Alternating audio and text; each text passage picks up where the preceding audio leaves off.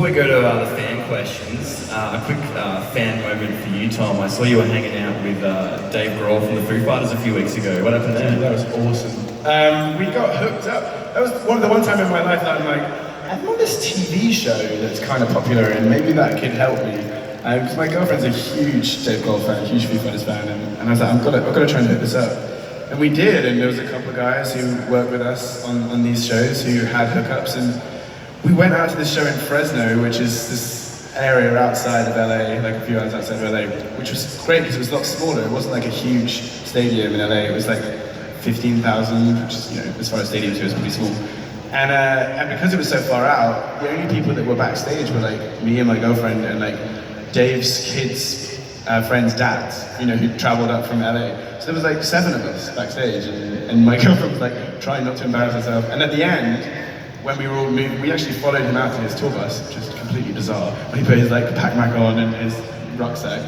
But he came up to me at the end and said, "Oh, you're the Walking Dead guy." I was like, "Yeah." He's like, "Oh," and he called over this girl from the road crew. It was like, "Oh, she's too nervous to come and have a picture with you."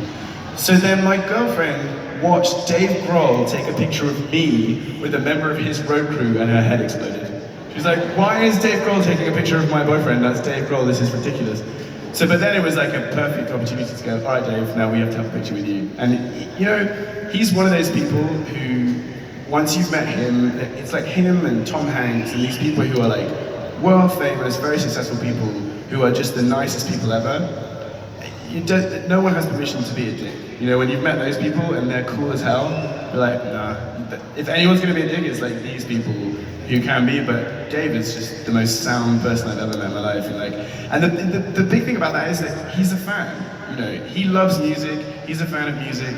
And that's why I really enjoy these things as well, and because I'm a fan, you know, and I have been a fan of, and I know what it's like to meet people from your favorite show and stuff, and it's just so nice to be able to give people that experience and be normal and nice, and I can't ever imagine being like brushing people off and being la-di-da about stuff, because you take all the joy out of everything.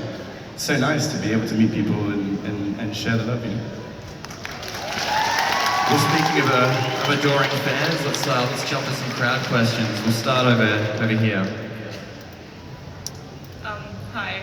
I've got 2 questions. My first question is there any characteristics that you don't like about your characters? And my second question is, if Ezekiel died in Shiva's place, can Daryl get the tiger? Because, like, badasses. Hell no! He's scared of the tiger, isn't he? No, he likes the tiger, but screw that. I don't like your second question. It's the first question. Yeah, we're gonna get back to the first question. Are there any characteristics you don't like about your character? No, I love all the characteristics about it. I just, you know what, I got very defensive all of a sudden about this line of questioning. I object. I hold you into contempt. If I had a gavel, you know what? Honestly, you just happen to be asking that question about 2 characters that are pretty good dudes. You know, as far as, you know, characters are concerned. I mean, for Ezekiel, I mean, I know that people took issue with him at first because he wasn't gung-ho to fight with Rick right off the bat. To which I say, he doesn't know this dude. You know, I always say, you know, why don't you buy me dinner first before you ask me to go to war? You know? He's like, I'm gonna tell you a story about a rock in the road. Wanna go kill some people? It's like, give me a second. And then, you know, after all of his people died and Shiva dies, and yeah, he was upset and he was laying on the floor crying about it, but give him a couple days. You know? Let him have a shot of Cuervo. Get over it for a second. But I think that he's getting back up. So I honestly feel like Ezekiel, oh, here's another thing. Just shut up, Tom, I'm getting somewhere. But everybody gets mad because he's like, Ezekiel was stupid, he got all of his people killed. First of all, those guns weren't supposed to be here. He did everything right. Those guns weren't supposed to be here. If freaking Dwight would have told him the right intel, that those guns were there, he would have done everything right, and he would have been the best leader that anybody Ah, you just talked shit about Daryl and got applause. Good job. It helps that he's not here, probably. I wish Jesus was more into breathable fabrics. Seems to like to wear things that make him sweat. You could make a whole other me from the DNA in that jacket. I've never seen somebody shed a jacket so fast.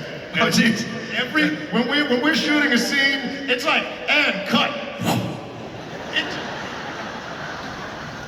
Every time. Yeah, it should be like, it's like, I think there's Velcro everywhere because you just tear that thing off so fast.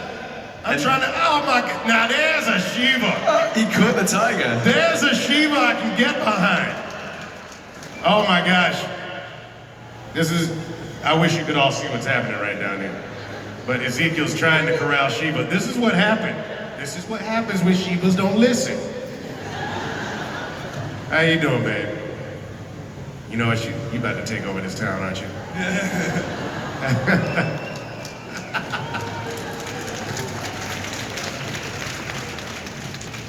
All right, let's see. All right, you sit down. You are in contempt. We've got Carl over here wanting to ask a question. Yeah, hi. If King Ezekiel and Jesus had a fight, who do you think would win? Jesus.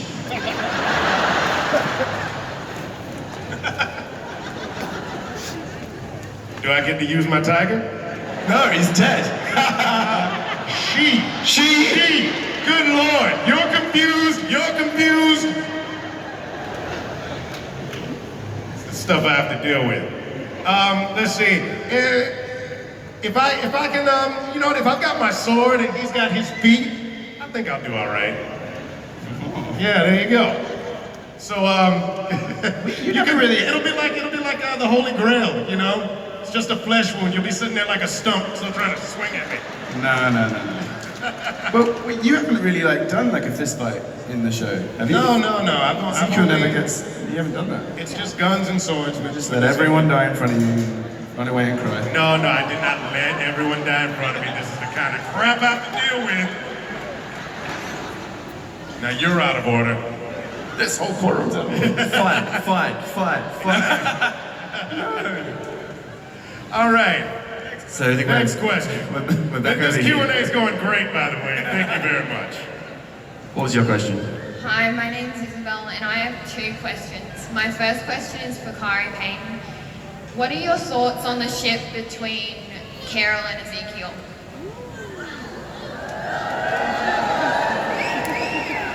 I love that people ask me this question as if I have anything to do with it. But, I mean, this is what I think. I think that Ezekiel is totally into Carol. I think that Carol could kind of care less. And as in so many relationships, it really comes down to whatever the girl wants. And we're just gonna have to sit and wait for it. But as far as this show is concerned, I honestly think that they're just gonna tease us all until the end of time. Because that's what they do. You guys go online and you say, they should get together. And they will mess around and never get close to it and just make you crazy until the end of time. That's what I think. If they ever do get together, I would be very surprised. I'd be very surprised. But, you know, you can dream. I think it'd be pretty cool. It could be a volatile relationship. Who wouldn't want one of those? Thanks. Back over here. I've actually got 2 questions for Tom, but I've got to answer one of your questions first about why Shiva has balls. I think maybe the taxidermist has stuffed to put them on there. I think you've thought too much about this. Next question. Tom, Yeah. even though you didn't create the name Jesus and you didn't create the fact that he's gay, I imagine you'd run into a lot of trouble with some religious people who don't like the fact that you're Jesus and gay. Do you sort of defend that, or are you more like... Well, obviously. But actually, I thought there was going to be more of that. But there hasn't been that much. It's very easy to defend. His name's Jesus, he's got beard and long hair, and he's kind of a nice dude. If if you're offended by that, then maybe you're offended by, you don't want Jesus to be, you don't think Jesus was a nice dude, you know? It's like, it's a nickname like any other. And I feel like we're at a really good point with the whole conversation about sexuality and stuff, and I think the show does such an amazing job of having a rich, diverse mix of characters, and anything like that, I want to say like is approached or challenged in it, but those are the wrong words because it's never made a big deal of, like none of it. Like this is a show where everyone is from a different background, of a different race, of a different sexuality, and it's never mentioned. Like there is no conversation about race or sexuality because it's not an issue, which is what's so amazing about the show, really. And I think that's one of the reasons why it's doing so well, because it's a real family dynamic and everyone is just living together. It's awesome.